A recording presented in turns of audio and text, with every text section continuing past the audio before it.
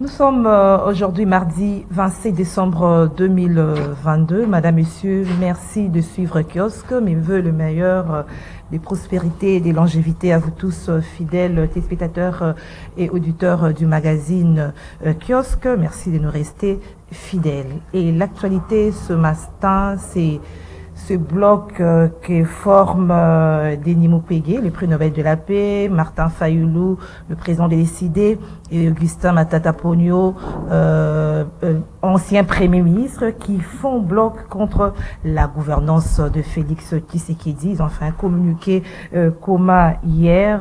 Ils dénoncent notamment la recomposition de la CENI de la Cour constitutionnelle, ils appellent à trouver un consensus autour de la loi électorale, disent-ils, afin de permettre de créer des conditions optimales d'un processus électoral impartial, crédible et apaisé. Nous allons donc analyser ce communiqué de ces trois personnalités autour de tout au long de ce magazine Kiosque. Un autre sujet d'actualité, c'est bien sûr la situation sécuritaire à l'est de la République démocratique du Congo, où malgré l'annonce de leur retrait de l'entité des Kibumba, en tout cas les terroristes de M23 sont toujours visibles. Analyse et commentaires.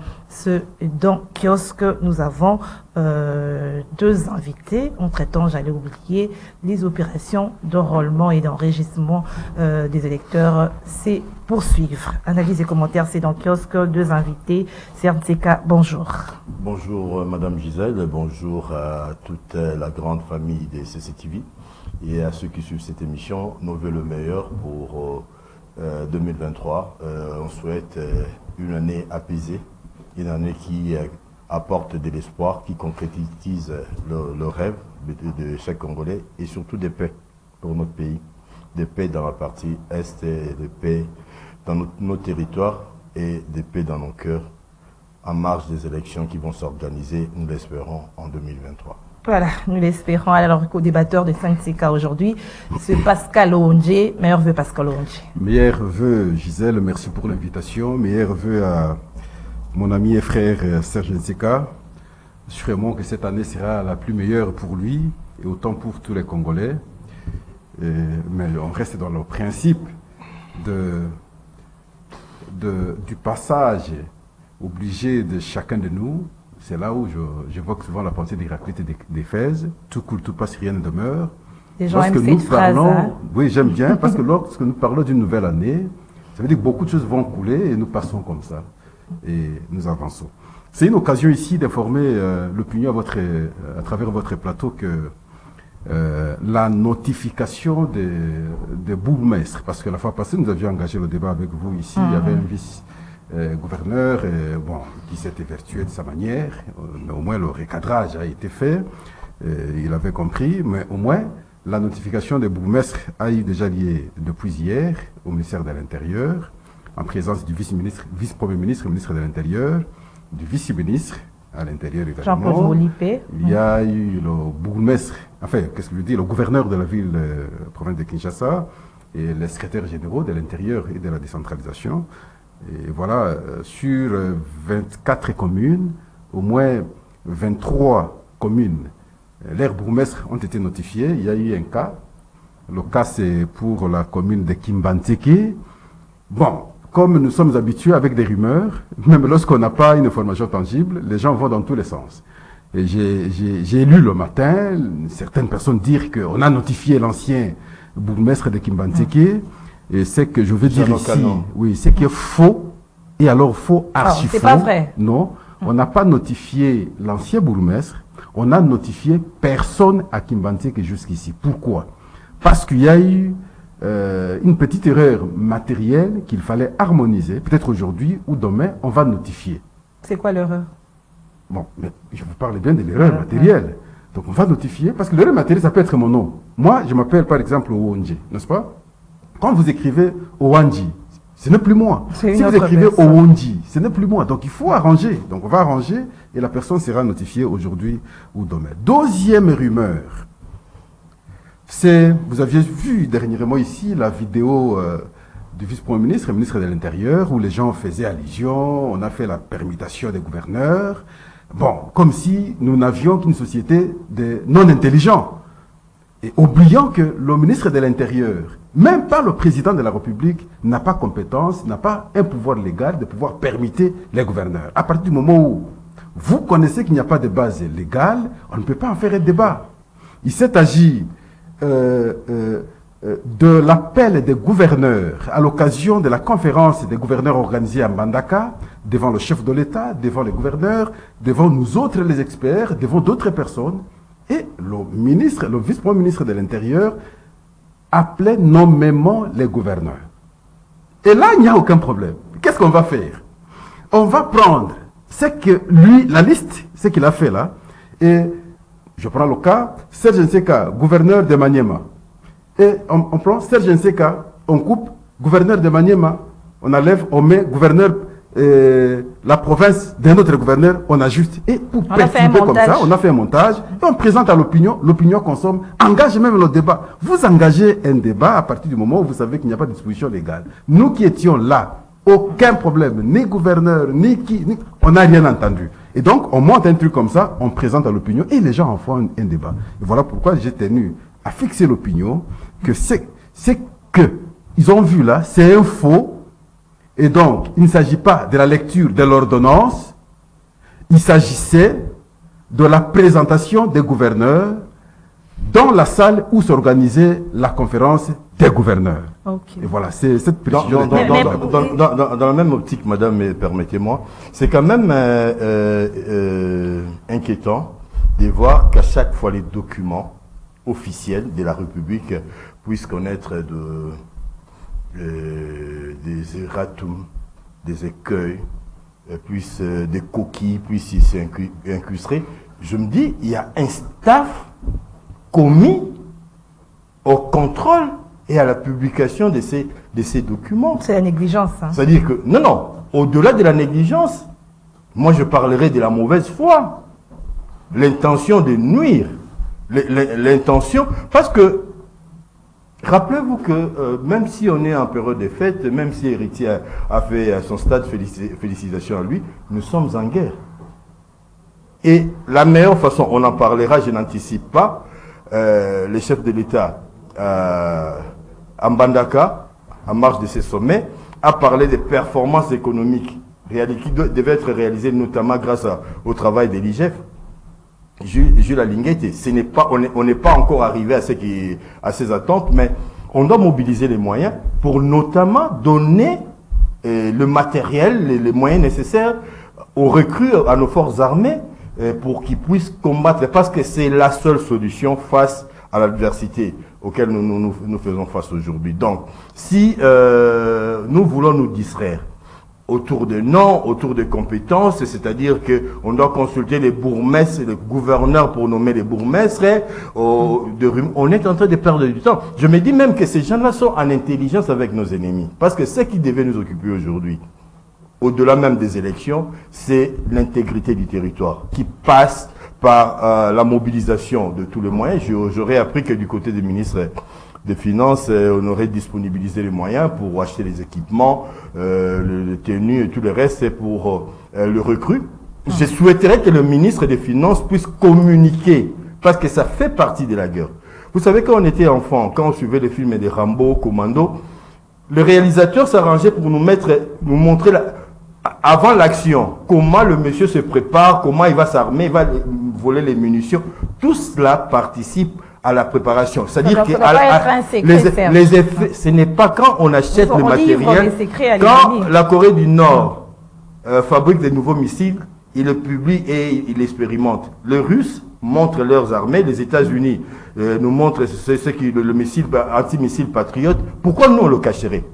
Quand on sait qu'on a recruté des milliers de jeunes gens, mais on doit montrer qu'ils sont dans de bonnes conditions. L'effet d'annonce, la peur de l'attaque est beaucoup peut-être plus forte que l'attaque elle-même. Donc, c'est-à-dire que nous devons, le ministre des Finances, nous, respectueusement, le demandons de nous dire exactement combien a été affecté.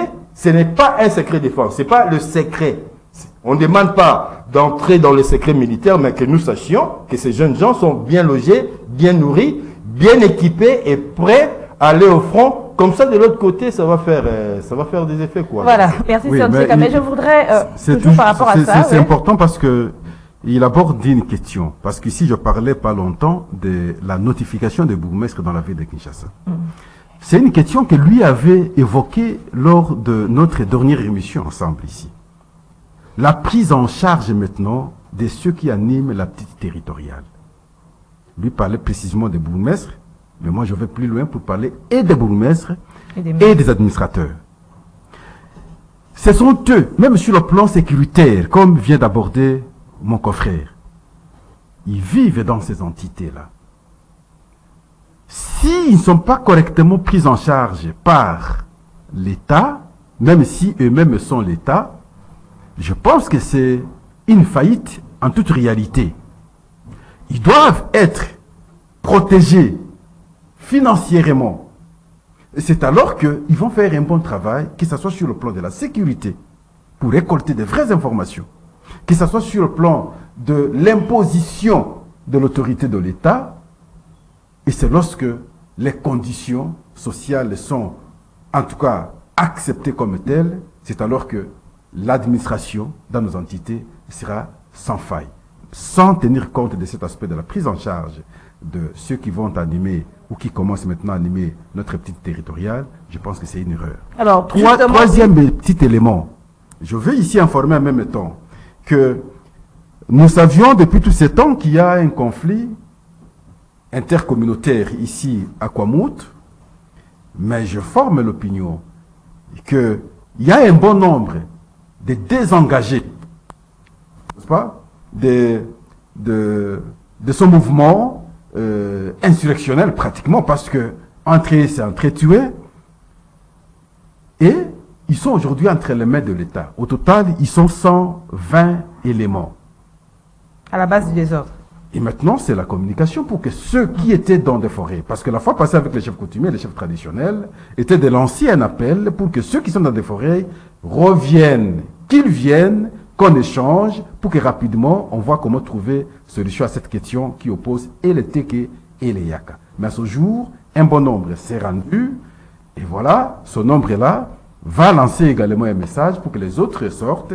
C'est alors qu'on verra qu'est-ce qu'il faut pour justement, Pascal Owonji, par rapport à, vous venez d'épingler quelque chose de très important, par rapport aux maires qui doivent être bien considérés pour bien faire leur travail, notamment par rapport à la sécurité. Mais nous avons suivi des réclamations des maires de certaines villes qui ont été remplacés après les dernières nominations. Ils se plaignent qu'il y a de ceux-là qui ont fait plus d'une dizaine d'années sans être payés.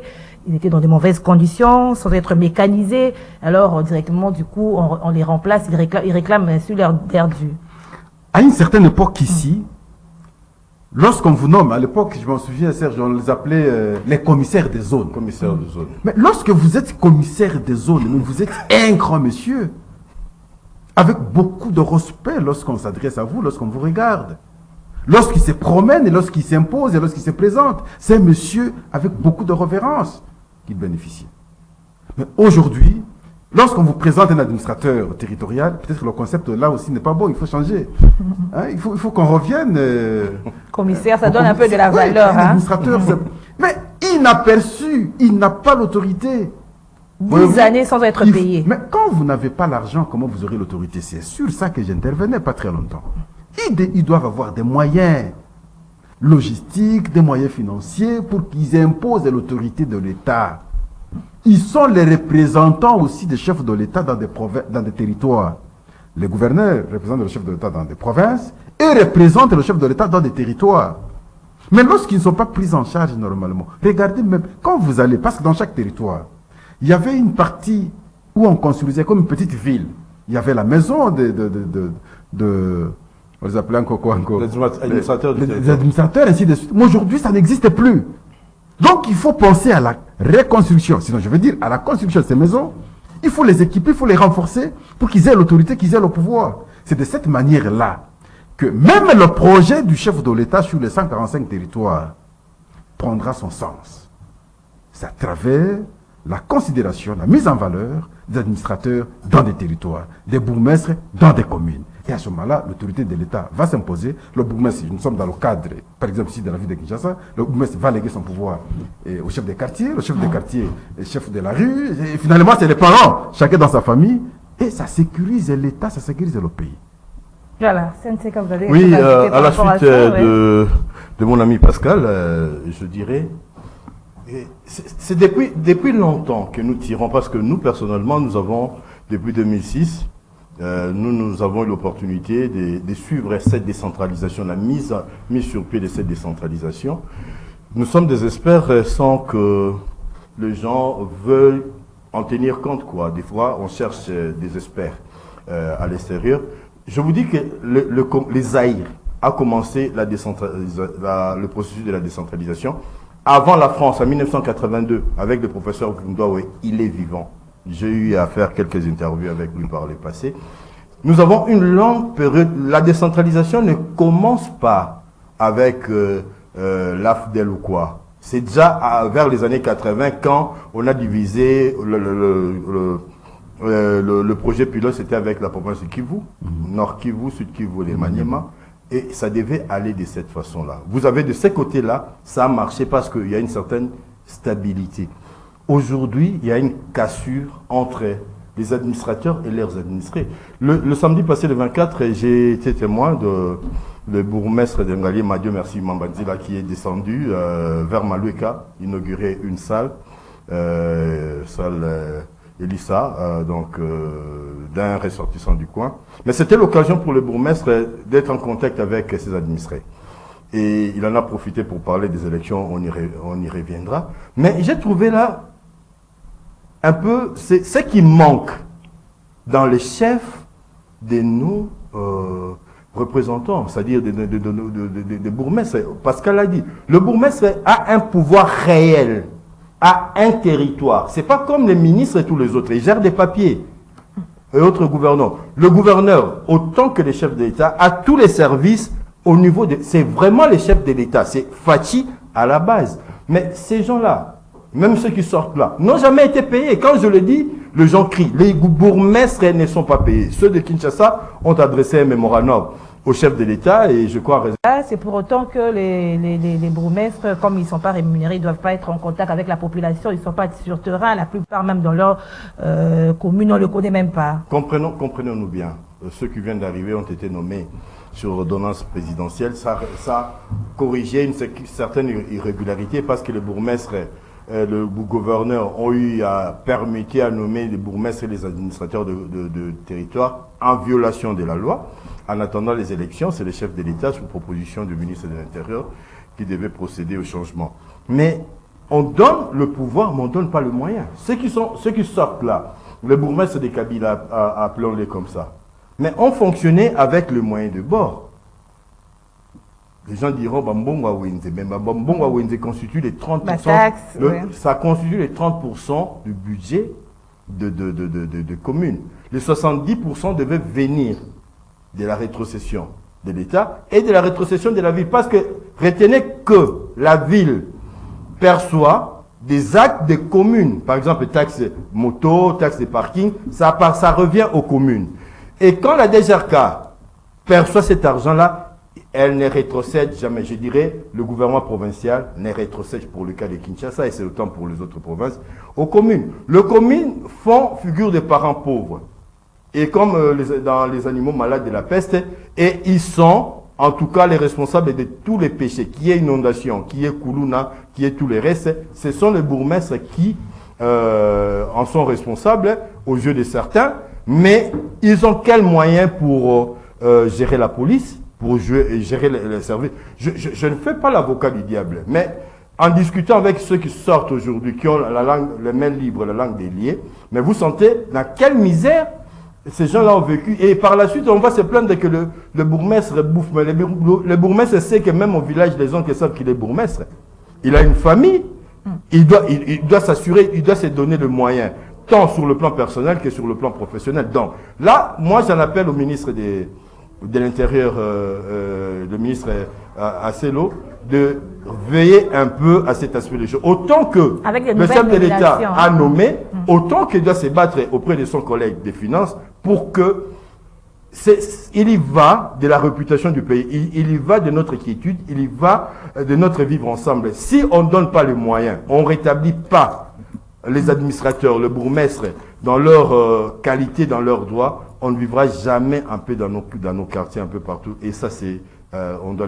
Merci Sernseka, le message est passé. Alors on passe directement au deuxième sujet avec vous, Pascal Onge. C'est le bloc créé par trois personnalités, Fayoulou, je disais tantôt, Mukwege et Matata Pogno. Ils demandent notamment la récomposition de la CENI. Ils accusent d'ailleurs la CENI de gonfler les nombres d'électeurs dans le Grand Kasaï, c'est-à-dire que dans les provinces qui sont favorables à Félix Tshisekedi. Alors, de façon générale, comment est-ce que vous analysez ce communiqué commun de ces trois personnalités? C'est d'irréfléchi, de l'irrationalité. Pourquoi? Je commence par votre chute. Comment à ce jour avoir la prétention de dire qu'on a augmenté les électeurs? De quelle manière? Ils l'ont constaté. Mais comment ils peuvent constater? On constate le nombre des électeurs à travers l'enrôlement. Or, le Grand Kasaï n'a pas encore fait l'opération de l'enrôlement. Vous allez constater ça comment? Il y a plus de centres, là-bas c'est plus organisé. C'est de l'absurdité, c'est du n'importe quoi. Qu'à Kinshasa où c'est défavorable à cet argument n'est pas pertinent. Et je suis étonné lorsque je vois Martin Fayoulou, lorsque je vois Augustin Matata, lorsque je vois M. Mukwege. Il ne peut pas réfléchir de cette manière-là. Ça, c'est un. De deux. Pensez à ce jour sur la récomposition, par exemple, de la Cour constitutionnelle ou de la Commission électorale nationale indépendante. Ce n'est pas vouloir voir les élections être organisées en décembre. Il faut des bonnes élections. C'est une question. Tous nous voulons les bonnes élections. C'est une question qu'on devrait insister depuis longtemps et tout vouloir trouver sa solution alors dans le temps.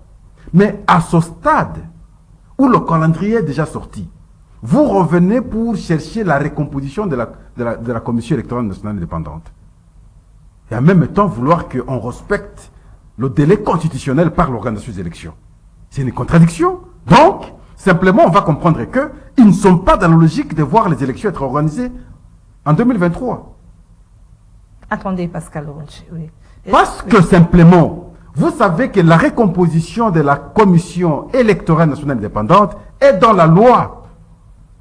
Le président sort de la société civile, tendance religieuse.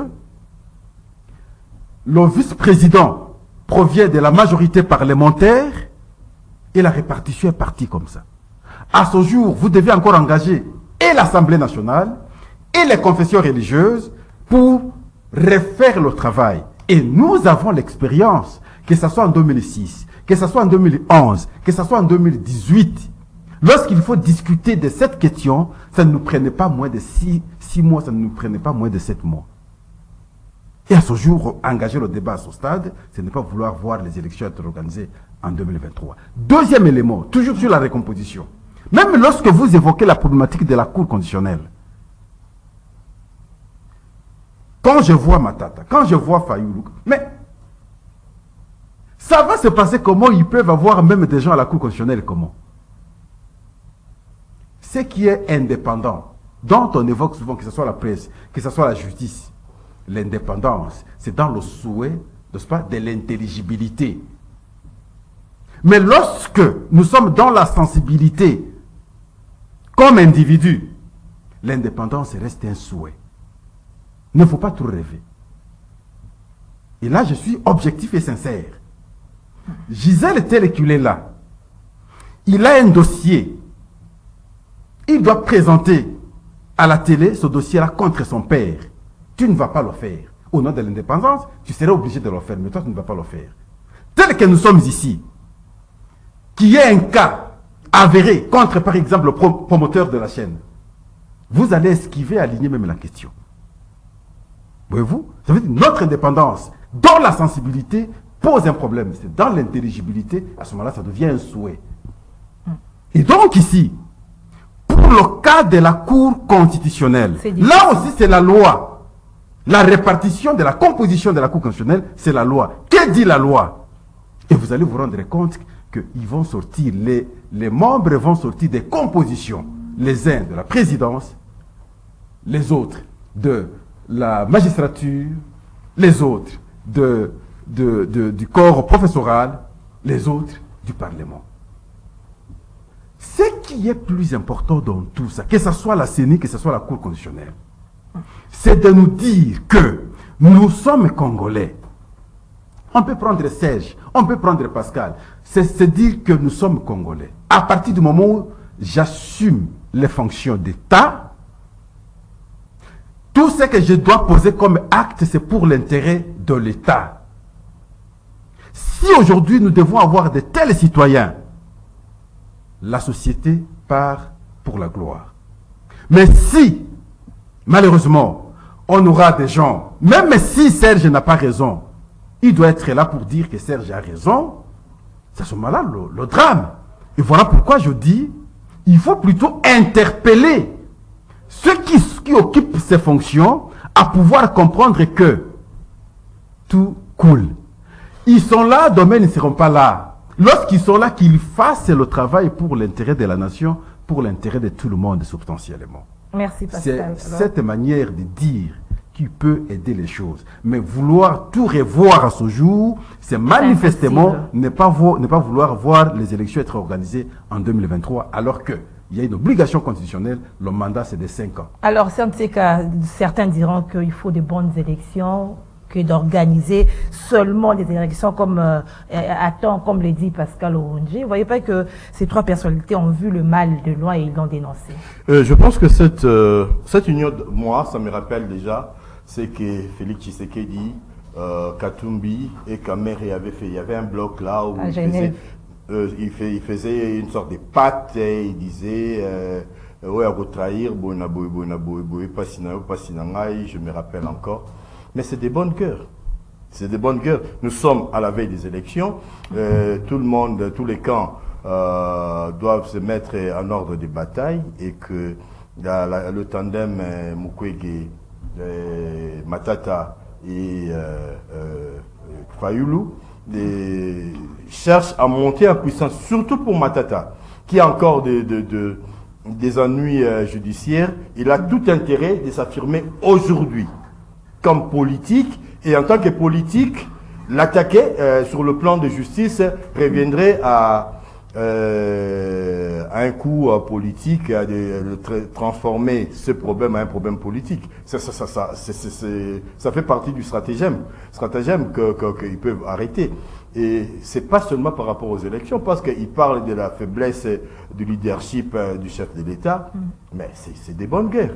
L'opposant ne doit pas être là pour voir vos points forts, même s'il le sait, et il va les élaguer pour voir là où ne marche pas. Mais quand il parle de la faiblesse de leadership, cela ne voudrait pas dire que toute action de Félix Tshisekedi est faible. C'est maintenant au camp Tshisekedi de prendre à contre-pied les arguments des autres. Mais c'est même ça la beauté de la beauté de la démocratie, que les autres puissent voir cela comme une occasion de présenter le point fort de leur leader, de leur mentor, et présenter aussi les faiblesses de projets des autres.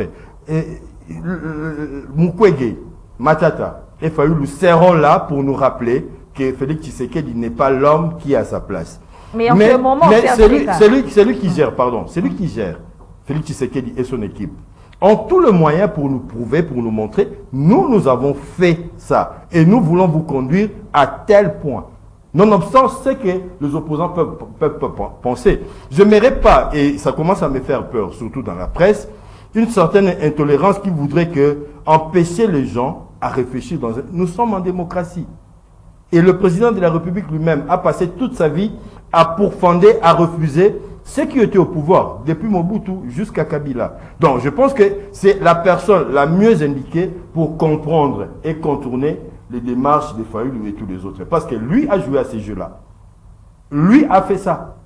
Il a grandi dans ça. Il est presque né et grandi dans ça. Quand on l'attaque, je pense qu'il devait être assez vacciné. Et ça devait être le cas pour ses collaborateurs. savoir que les gens ont le droit de s'exprimer dans le respect de ce qui est permis. Et qu'entre nous, on ne peut pas être des mêmes bords politiques, mais les débats journalistiques doivent rester journalistiques, objectifs. Et en tout cas, je plaide pour ça, parce que nous allons rentrer dans une zone de turbulence. On va commencer à insulter les parents, les tontons, les grands-pères, et ça sera parti. Donc nous devons protéger notre démocratie. Quant aux revendications en rapport avec les élections, telles que Juan, je venais de les dire tout à l'heure, mais l'Église catholique et les CC ont tenu la dragée haute à la CENI.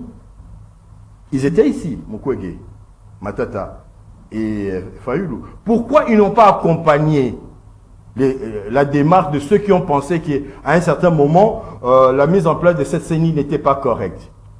Mais vouloir réveiller ces débats-là, c'est nous, n'est pas vouloir les élections.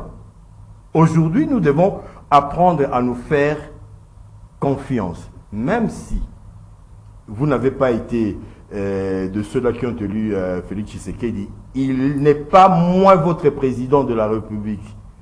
Kadima est le président de la CENI. Normalement, dans des pays normalement constitués, c'est le ministère de l'Intérieur qui organise les élections.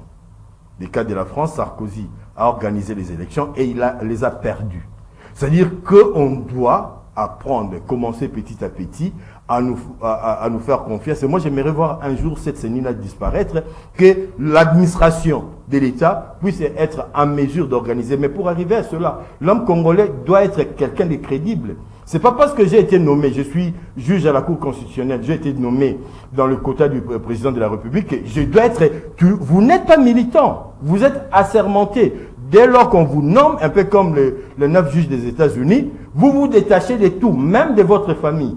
Vous devriez, en théorie, être capable même de juger votre père, même de juger votre mère, même de juger vos enfants. Je dis en théorie.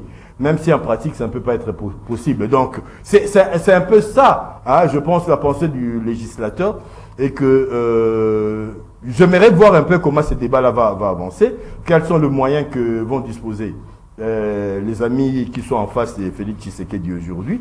Mais la démagogie ne doit pas nous aider, c'est-à-dire le populisme, dire des choses qui sont déjà réglées dans un passé récent. Ne fera que retarder les choses parce qu'on n'a pas assez de temps. Nous voulons les élections, nous devons y aller. Même à Tindiga Tsakal. Alors tout à l'heure, là, j'ai retenu de vos propos que nous sommes en démocratie, il faut accepter des critiques. Félix était aussi à l'opposition, des contradictions, voilà. Mais en ce moment où il y a des appels à la mobilisation, le pays est agressé, est-ce que ces genres de discours valent la peine? Deux choses. J'ai commencé par dire ici, l'unité du pays vaut plus que les élections. Parce que si on n'a pas le pays, si on n'a pas la nation, les élections ne nous serviront à rien. Sur ce plan-là, nous devons nous mettre au-delà de nos passions, au-delà de nos tripes pour nous identifier comme Congolais. Félix Tshisekedi, Mukwege, et Tukatumbi et tous les restes, je pense que nous sommes mus par la volonté de voir ce Congo. Je commençais par demander au ministre des Finances de donner les moyens de nous dire exactement ce qui s'est fait pour que nous le relayons de manière à ce que nos adversaires sachent qu'il y a quelque chose qui s'est fait ici. J'ai commencé par dire ça. Mais en ce qui concerne la démocratie, un père c'est Koufa. Parti État n'existait pas. C'est-à-dire que si vous voulez entrer en politique, vous devez être tellement vertébré pour savoir recevoir des coups quand vous en donnez. Et soyez sûr que, surtout que vous tenez, ceux qui sont au pouvoir sont comme ceux qui tiennent le couteau du côté de la manche. Et ceux qui sont de l'opposition, du côté de l'opposition, tiennent le couteau du côté de la lame, quoi. Mais essayez d'inverser la situation pour que vous ayez la manche. La manche, c'est le pouvoir, parce que ceux qui sont au pouvoir ont une marge de manœuvre assez élargie. Ils ont assez de moyens que ceux qui sont dans l'opposition. Mais le miracle a fait qu'aujourd'hui, un opposant est au pouvoir. Donc rien n'est impossible. Nous avons une démocratie qui marche malgré les difficultés et que je plaide pour la continuité, je plaide pour le développement de cette démocratie et que nous acceptions dans nos contradictions à ce qui concerne la conduite des affaires. Moi, je veux faire le bien du Congolais un État socialiste. Moi, je veux faire le bien du Congolais en étant du côté capitaliste, mais tous nous voulons le bien des Congolais. Chacun emprunte sa voix. C'est ça, la démocratie. Alors, Pascal, tu sais que tout ce qu'ils ont dit, de trois, là, Mafayulu, Mukwege et Matata, il n'y a pas seulement à rejeter. Il y a certaines histoires qu'on doit tenir compte, notamment, ils appellent la fermeture des frontières avec le Rwanda, à quitter l'EAC. Ils exigent la levée de l'état de siège. Tout ça, ce sont des histoires qu'on doit considérer aussi et mettre en pratique. La levée de l'état de siège, par exemple. Les gens ne voient que le mauvais côté. Je ne sais pas si le mauvais côté, c'est lequel. Je ne sais pas. Si on vous posait la question, l'état de siège, son mal, c'est à quel niveau? On a bien voulu renforcer la sécurité. On a bien voulu renforcer la sécurité. L'administration est là. La province fonctionne. Mais il fallait que des gens qui ont un regard sécuritaire, n'est-ce pas, conséquent, administrent la province à problème. Et je veux vous rappeler, c'est grâce à l'état de siège que le Rwanda s'est vu son économie s'effondrer et rapidement activer ce que nous appelons aujourd'hui le M23, qui fait en tout cas la suite du Rwanda. Et c'est cela. Et c'est comme ça que vous allez vous rendre compte. Lorsqu'ils prennent Bunagana, rapidement, ils sont allés, en tout cas dans une mine, pour creuser. Pour eux, ça a été un coup fatal, l'état de siège. Et nous devons prendre cet angle comme tel. Est-ce qu'on ne peut pas aussi apprécier au regard du temps l'état de siège? Je dis, il faut le faire. Le chef de l'État, à l'occasion de la conférence des gouverneurs, il est revenu sur la question. Bientôt, il y aura des assises sur l'appréciation. Est-ce qu'il faut continuer ou on peut arrêter? Mais les élus du coin ont toujours réclamé la fin de cet état de Les siège. élus, là, Oui. n'est-ce pas, nombreux sont trempés Oh. dans l'insécurité, effectivement. Nombreux voulaient que ces désordres-là s'effacent. Ils ont construit des maisons, n'est-ce pas? Lorsqu'il y a des cas comme ça, les gens viennent et ce sont eux qui font l'argent. Lorsqu'on amène, par exemple, les vivres pour les militaires, ainsi de suite, on loge dans leur maison. Et il faut l'argent. Ils aiment ça. Aussi, il faut le dire, ils n'ont pas le contour de la situation sécuritaire, les élus. Ils peuvent avancer un argument comme vous le faites, comme tout le monde aussi peut le faire. Mais ceux qui font la sécurité savent ce qui est préparé. Ils aussi sont en contact avec la population. Ils ne sont pas suffisamment leur informés. base. Sur la question sécuritaire, ils ne sont pas suffisamment informés. Et la majorité est ici d'ailleurs. Ils ne sont pas informés sur la question sécuritaire. S'ils sont informés, c'est dans le mauvais sens. Et voilà pourquoi, ceux qui ont compris ce qu'il fallait faire, on a fait de telles propositions, il y a eu un résultat. Et de mon point de vue, si on parvient à vaincre définitivement cette fois-ci le M23, ça risque d'être pour toujours. Ils ont tenté la fois passée, ils ont commencé avec l'AFDEL, ils sont allés avec le CNDP, enfin le RCD, CNDP, M23 1, M23 2 aujourd'hui. Quand vous essayez d'analyser les différents temps, vous allez vous rendre compte que cette fois-ci, c'est avec engagement citoyen, détermination pour en découdre.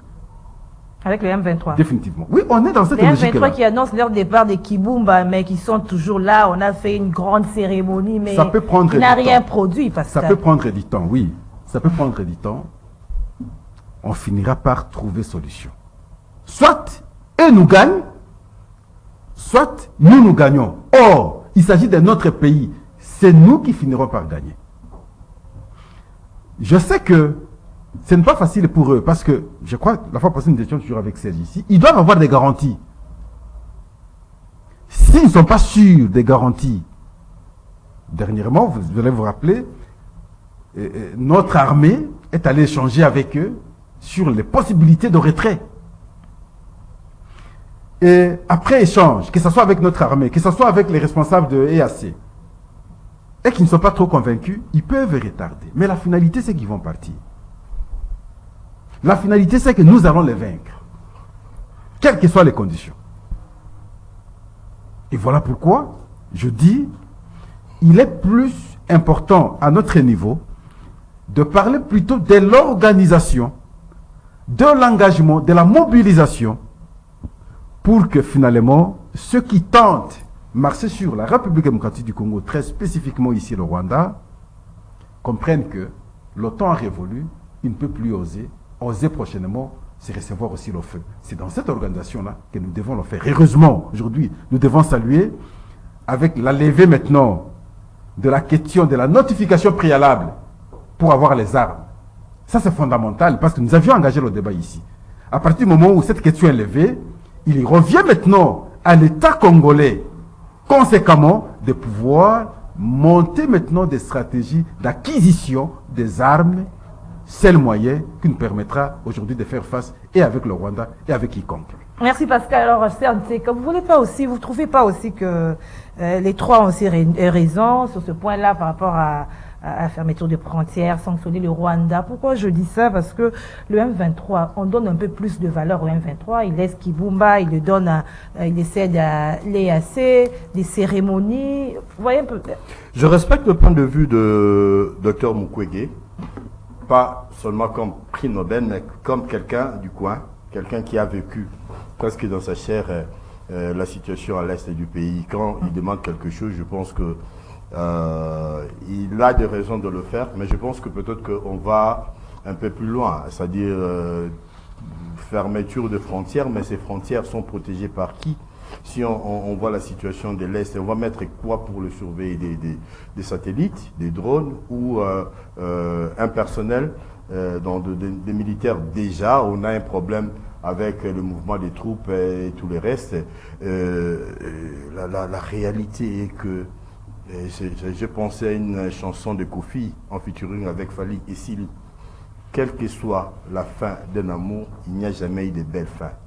On doit organiser une cérémonie pour célébrer la célébration de comment le divorce ou le genre de rebelles qui sont en train de partir et ça se termine par une cérémonie. Mais c'est de la blague.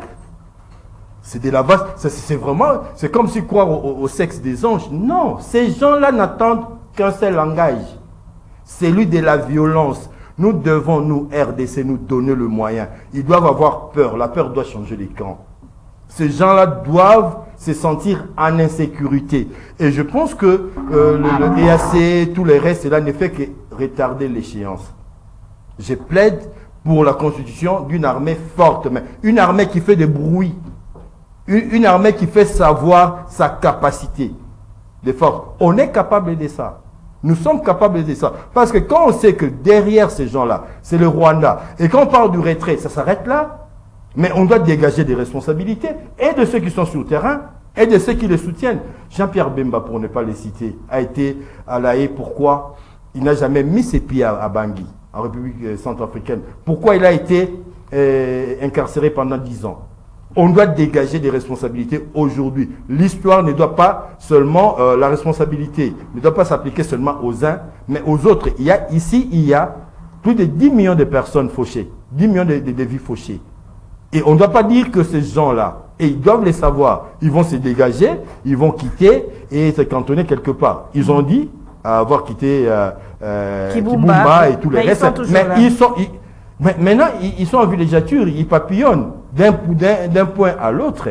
C'est-à-dire, ils se jouent de nous. Ils se jouent de la communauté internationale. Toutes les énergies, tous les efforts consentis pour écrire le français, l'anglais, pour que ces gens-là se désengagent, mais ça s'avère nul alors. On ne doit pas continuer dans cette logique-là. Et que nos opposants ne jouent pas à ces jeux-là, n'entrez pas dans ces jeux-là, parce qu'ils risquent notamment de donner de l'eau au moulin de nos adversaires. Aujourd'hui, la solution est une. Et le chef de l'État l'a bien choisi, recruter des jeunes, donner les moyens et attaquer. On ne ferme pas la frontière. Quand on attaque, on oublie qu'il existe des frontières. On peut se retrouver vers Rumbavu, on dépasse Gizeni, on peut arriver même jusqu'à Kigali. Donc nous, on poursuit. Autant que certains sont venus ici chercher les AFDLR chez nous, qui n'ont jamais été chez eux, nous aussi, on va aller chercher les M23 jusqu'à Kigali. On est capable de ça. Et à ce moment-là, on va inviter la RDC dans des conférences sérieuses où sa voix sera entendue. On ne fera pas de la figuration. Nous, on nous attendra. Donc, on convoque une conférence à 11h, nous on s'amène à 19h, 20h, les gens sont là pour nous attendre. Ça se passe comme ça. Dans l'histoire du monde, partout où il y a eu la guerre, ça s'est terminé avec la force. Pas avec des conciliabules, jamais. Merci, C'est celui qui sera le plus fort, c'est celui qui gagnera.